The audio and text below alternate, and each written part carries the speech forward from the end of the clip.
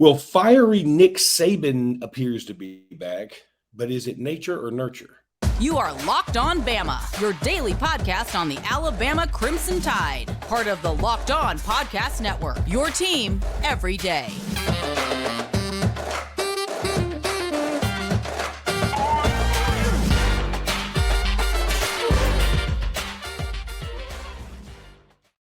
Hey, everybody, and welcome back into Locked On Bama. Luke Robinson, that's me. Jimmy Stein, that's him. This episode is brought to you by FanDuel. We'll talk about FanDuel in just a bit. Jimmy, I led off asking, is it nature or nurture with Nick Saban? That's probably not the right way to say this, and I can't get my handle to go away. Now I did. But I do wonder. All right, so everybody is thrilled to death. Fiery, ornery, just got stung by yellow jackets while mowing the lawn in July. Nick Saban is back. We're all happy. The question is it natural or is it reactionary? Because do you believe he's heard some of the criticisms? You know, former players have been out there getting after him. Not after him necessarily, but after the team. Fans obviously have been getting after the team a little bit. Like, where's the passion? Where's the enthusiasm? And it felt like even after when we as fans were making those criticisms, that Nick Saban has been maybe coddling a little bit. And he's not a coddler.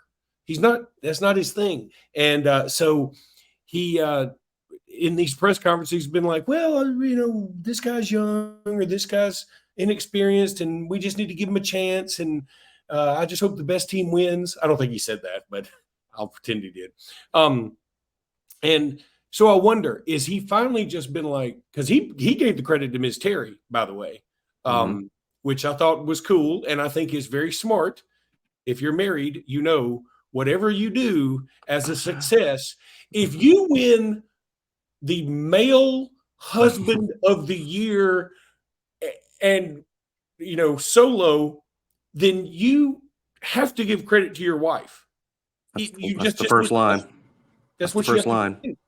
Yeah, first line is, I want to thank my wife, and then without her, none of this is possible. That's what you do. So I'm sure that's what Nick Saban was doing. But so my question is, do you think this is planned? Because we all say Nick Saban plans things and calculates. Do you think this is like now he believes this team can handle his fieriness, or do you think he's just fed up? I think he's frustrated. I think sometimes I don't think it's one easy answer. I think sometimes some things happen and he gets frustrated over a specific thing. But in general, I think really what's going on is sort of generally a pattern that I've noticed with Nick Saban over the 17 years. And let's hope that this is an episode that the team doesn't listen to, because I don't want to give away Nick's secrets here. But this is breaking the Saban code.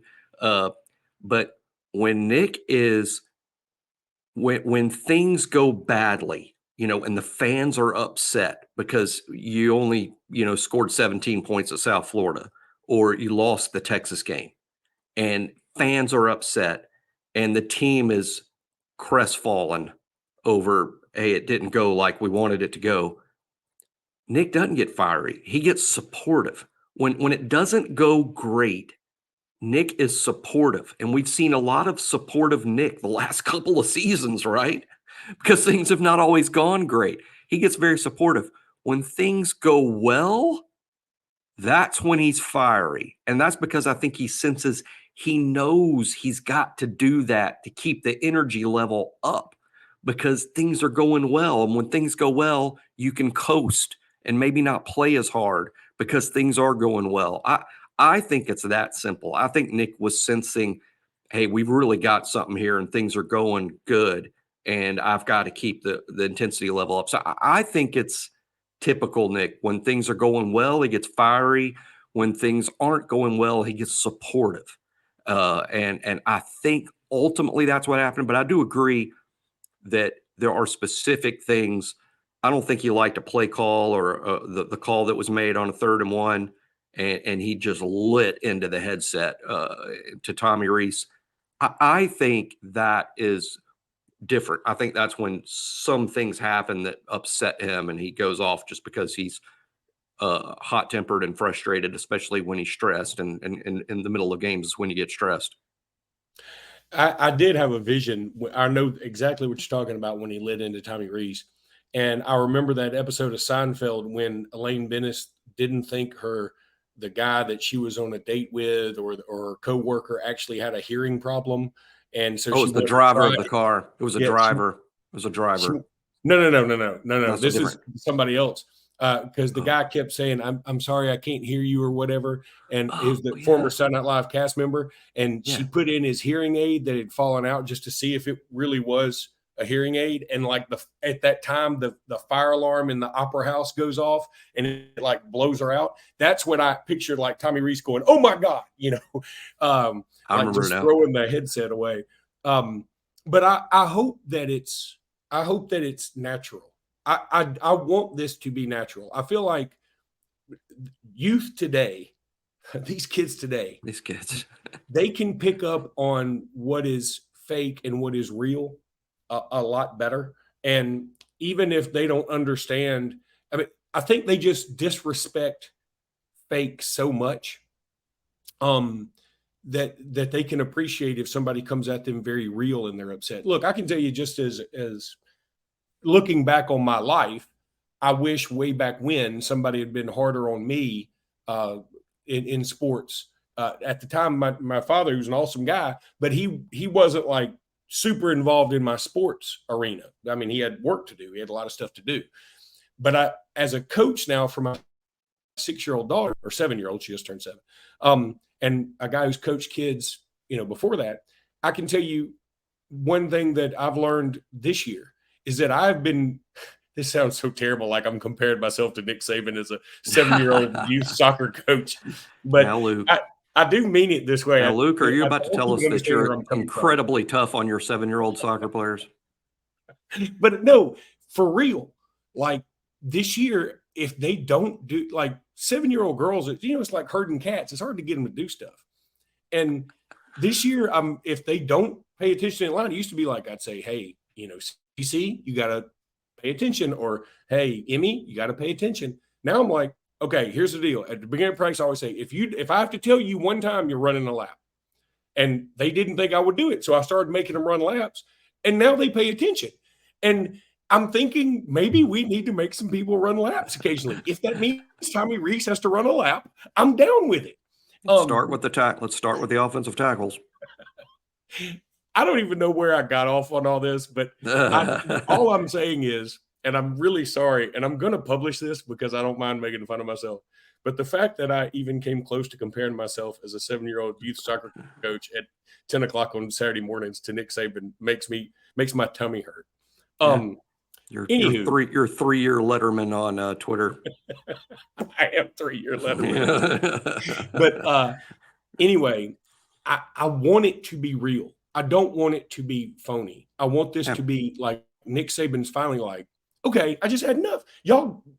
Tommy, I've had enough. Or Jalen, I've had enough. I think it is nature. I don't think he's faking just because I said, hey, he's sensing things are going well. So when he gets fiery, I think that is his nature. I think he's innately knows. He innately knows when I got to yell, and he innately knows when he's got to be supportive. But those things tend to line up with when things are going well or they're not going well. And one of the things is, Luke, we always think of, boy, Nick used to be fiery. Yeah, things used to go really well constantly. Now we think of Nick as mellowing. That's because things aren't always going as well. Yeah. And by that I mean post 2020. When the probably our best team of all time came in and moved on, and since then we've sort of. I'm not saying we're rebuilding because we're better than that. And one thing that frustrates me is people that think of last year as disastrous when we finished in 5th, one spot out of the playoff. And frankly, as I said the whole time, should have been in the playoff because we were better than TCU. And I said that the whole time. And I know this season has nothing to do with last season, but this season I still think has continued to prove Alabama was a better team than TCU was last year. I agree with that's neither here nor there. But my point being that it doesn't go as great week to week as it once did. I agree that that's the case. And I think that's why we see him being supportive more often. But he still knows, hey, when it starts going well, I got to crank it up. One last thing on that. I learned a lot of football from Gene Stallings too. And Stallings said this once, and it lines up perfectly with how Saban handles. Stallings said, when you lose a game, don't work the heck out of your football team. Don't crack the whip then. They'll just feel like they're being punished. You crack the whip when you win, because that way the team feels like you're getting them better. Hey, coach is making us better. We're improving. You crack the whip after wins. You coddle them after losses, because if you just punish them after the losses, they feel like, well, we're being punished because we lost the game. And that makes so much sense. And I think that's kind of basically how Saban has handled it for 17 years. Yeah, you're probably right. Now we're going to talk about who needs to step up for A&M as we begin to look toward that monstrous contest in College Station this weekend. But for now, I need to tell everybody about Athletic Brewing. You want to talk about somebody that's been stepping up, and that is our game changer of the week, and that is Will Reichert. He's just moving up all the all-time leading scoring list everywhere. He's going to be Alabama. He may be Alabama's all-time leading scorer already. Is he? He is. Okay. He is. That's true. He's going to be the SEC all-time leading scorer. I believe that. I mean, I don't know where he falls nationally, but I'm going to find out. And you know what? When you become the all-time leading scorer in SEC history, crack open an Athletic Brewing non-alcoholic beer. That's going to be awesome. Athletic Brewing has completely changed the non-alcoholic beer game. They make non-alcoholic beers that actually taste good. These things are delicious, nutritious, and good for you. I'm telling you, they just make you feel better. That's what I mean. I say good for you, good for your spirit. You're not going to get a hangover. That's wonderful.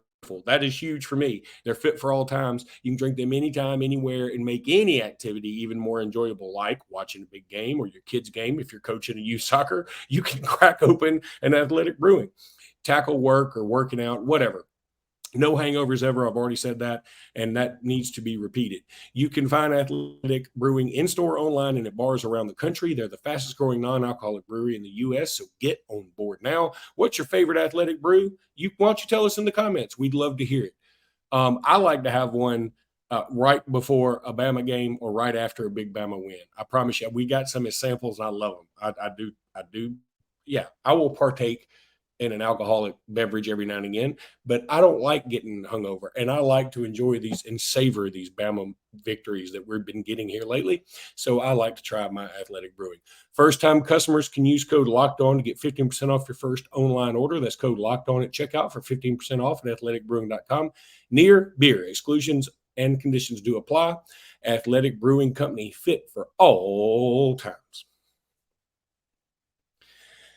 So, Jimmy, I'm going to – a lot of times after a game, we spend a couple of days rehashing what we saw the previous week. But, the Mississippi State game, for whatever reason, isn't resonating with me.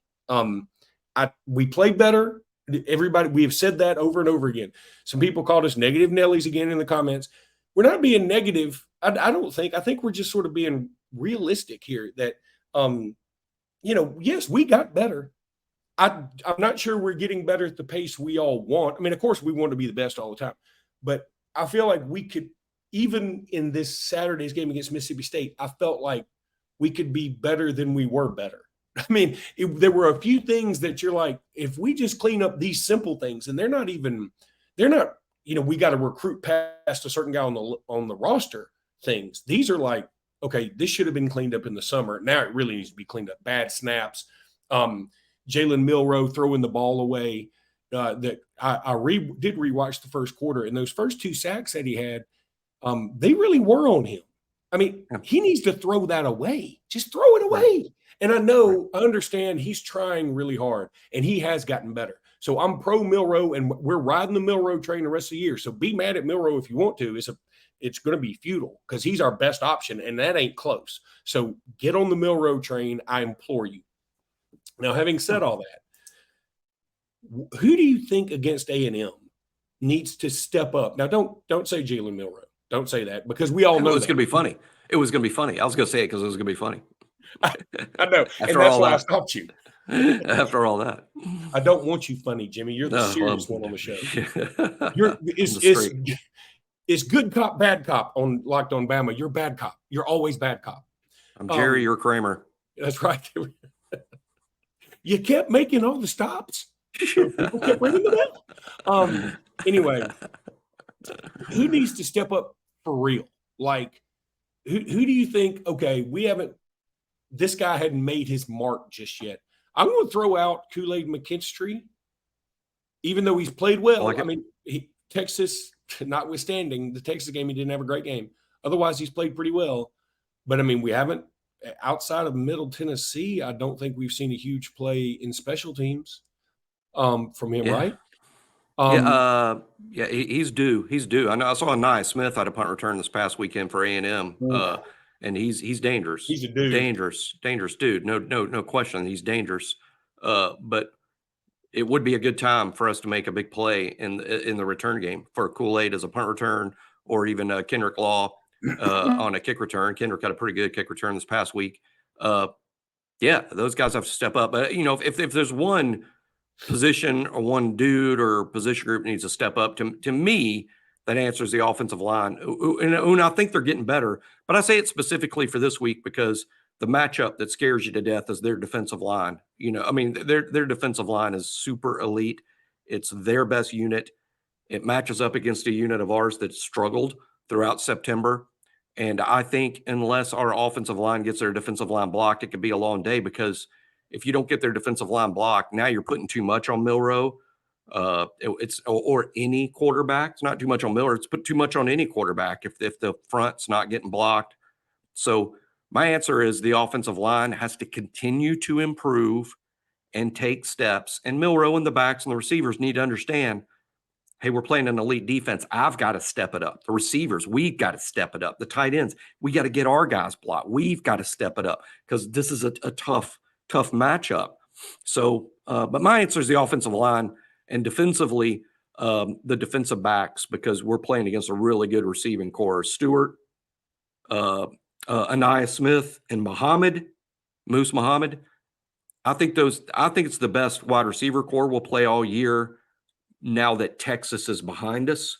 I think they're almost Texas good. Texas is really good with A.D. Mitchell and Xavier Worthy and the other guy in the tight end, Jatavian Sanders.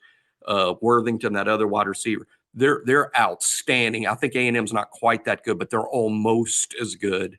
So those DBs, and you've already pointed out, McKinstry, Arnold, Malachi at star is going to be on a really good slot receiver. So, yeah, boy, this is a tough matchup. Texas A&M, a good team. I just pulled up Texas A&M's depth chart for defensive line, right? Yeah, all those dudes. It's a who's who. You and I have followed recruiting before it was cool. I mean, we're not bragging on ourselves because that makes us incredible nerds.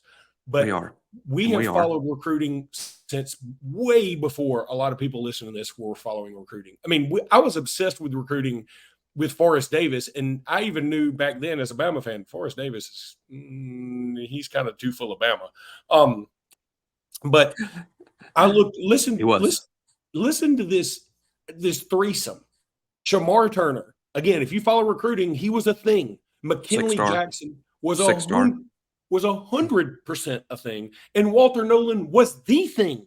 We thought we were getting him initially. We recruited all three of those guys. Hard. Yeah. Recruited so for hard. A reason. For a reason. Yeah. I mean, that's how you're playing somebody good, Luke. When hey, we're not Texas A&M fans. We don't watch them every week. We watch them when they're the best game that's on TV. And I've seen them play this year. I watched almost the entire Arkansas game this past Saturday.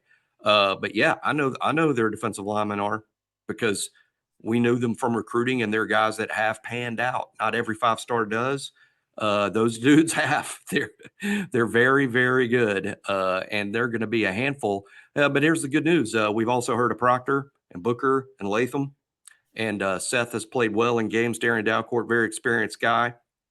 To me, this offensive line, I'd be challenging them like we did the 2021 SEC championship game, where our offensive line stepped up, playing against an elite defensive line front. This Texas A&M front ain't no better than that 2021 Georgia defensive line, and we stepped up and found a way, and that's sort of the challenge here, and I hope that this group this week is reminded of that. Hey, y'all did this in 2021, sort of the MVP of that game, if you ask me.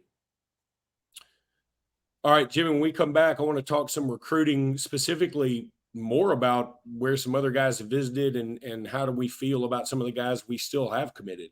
But right now, I need to tell everybody about FanDuel. Snap into action this NFL season with FanDuel, America's #1 sportsbook. Right now, new customers get $200 in bonus bets guaranteed when you place a $5 bet. That's $200 in bonus bets, win or lose. If you've been thinking about joining FanDuel, there's no better time to get in on the action. The app is so easy to use. There's a wide range of betting options, including spreads, player props, over-unders, and more. Anything you want, they got it at FanDuel. So visit FanDuel.com/locked-on, FanDuel.com/locked-on, FanDuel.com/locked-on, and kick off the NFL season. FanDuel, official partner of the NFL. Recruiting wise, Jimmy, obviously, I mean, Bama was on the road last week. They'll be on the road this week. I don't know if there are any potential targets that are going to be coming. I need to check out the A&M visitor list because, that crossover can be good for us sometimes. But I do know Auburn had a big weekend this past weekend at home, obviously. For Georgia, they had a big weekend. They had a lot of dudes that Perry Thompson once committed to Alabama, now committed to Auburn. My understanding is that's not 100% over. It may look like it's over due to social media, but I would bet it's not 100% over. I would still bet on his going to Auburn. Please understand that. I'm just saying things can change there. I'm not predicting they will. I'm just saying they can. Ryan Williams was there. He was decked out in some Auburn gear. That scared some Alabama fans for a minute, but it sure sounds like after the fact he's still locked in. Do you feel the same? Oh, yeah. Yeah, I'm not worried. Well, when I say I'm not worried, I have no information that makes me worried that Ryan Williams is going to flip. I mean, hey, it's 2023. I've said this now for 3 years, and I say it now louder than ever. Fans have to change how they see recruiting because of the NIL landscape out there. Sudden changes can happen, and I think we would all know how and why. And you have to worry about all of them for that reason, right? And but hey, that can happen in Alabama's benefit too. So flips used to happen before NIL. I think NIL is like a steroid shot for flippers. I mean, so yeah, I think there's a reason to worry about every single kid that's committed to Alabama because of that. But I have zero specific information as to why we should worry about any particular kid, even Ryan Williams flipping. I don't think anything is imminent or there's major peril. But Alabama continues. You have to recruit every kid that's committed to you just as hard as the kids that aren't. And I know this Ryan Williams is as high a priority as Alabama's got. How do you feel about his reclassifying? I mean, I know that's still on the table, but there hadn't been any movement really. Well, I think the movement that happens is beyond public purview, and it has to do with accumulating credits. And is he accumulating the credits? Because that's not an easy thing to do, is to double up on classes when you're in high school. And I know now some things can be done online. The way I look at the reclassification is that's something that could happen. And I just leave it at that. That's what we say at BOL. Constantly when we're asked about it. And obviously BOL's covered the Ryan Williams recruitment extremely well. We have really good Ryan Williams sources, and we have a good idea of what's going on.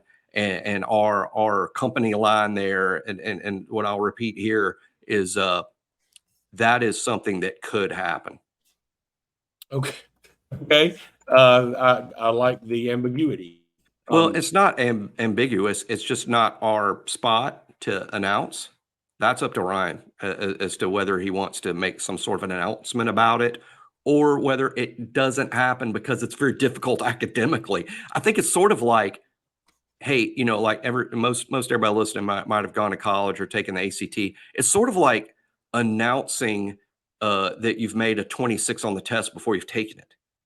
Do you really want to, let's say you've got to make a 26 and you're confident you're going to make a 26. Are you really going to go to the media and tell them I'm going to make a 26 on my, I think there's got to be some progress there. It's not just a decision, right? You can't just decide. You got to actually graduate early. That's hard to do. Yeah, you can't. That is true. Like, see ya, high school.